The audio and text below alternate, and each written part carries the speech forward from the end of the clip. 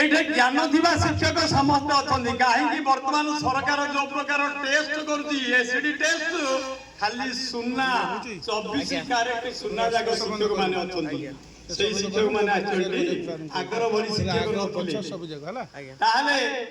ଏଇ ତିନିଟି ଯୋଉଠି ମିଳନ ହେଇଯିବ ତାର ଫଳାଫଳ ଜାଡିଆର ଚକୁଳି ପିଠା ତମେ ସେଇ ପିଲା କି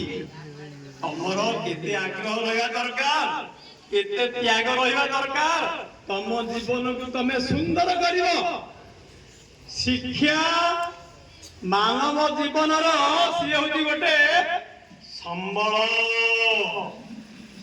ଜ୍ଞାନୀ ବିବର୍ତ୍ୟତେ ନୈବ ଚରେଣାପି ନ ନିୟତେ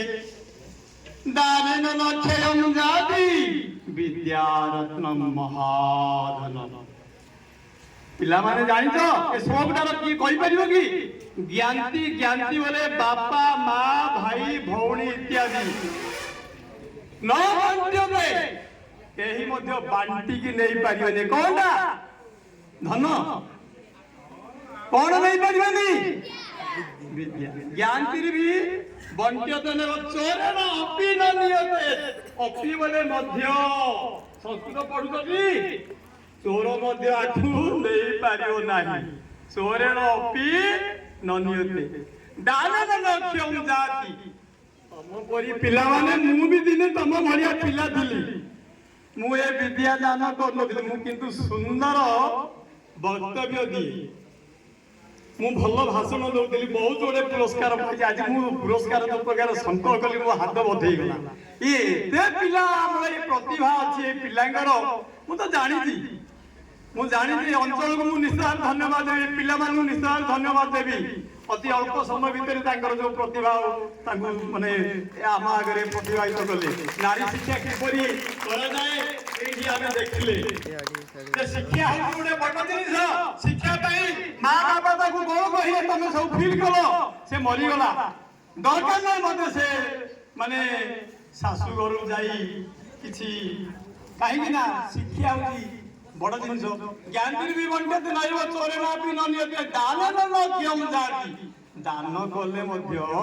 ଏ ବିଦ୍ୟା କ୍ଷୟ ହବନି ଅତି ଉତ୍ତରୋତ୍ତର ଉନ୍ନତି ହବ ତମେ ଶିକ୍ଷକ ହବ ତମେ ସୈନିକ ହେବ ତମେ ଯେକୌଣସି ମାନେ ବିଦ୍ୟାରେ ନିପୁଣ ହୋଇ ତମେ ତୁମର ସଂସାରକୁ ରାଷ୍ଟ୍ର ପାଇଁ ଅବଦାନ କରିବ ପିଲାମାନେ ଆମେ ଗୋଟେ ଛୋଟ କଥା ସମସ୍ତେ ତ କହିଗଲେଣି ପିଲାମାନଙ୍କର ଇଚ୍ଛା ନାହିଁ କଣ ପାଇଁ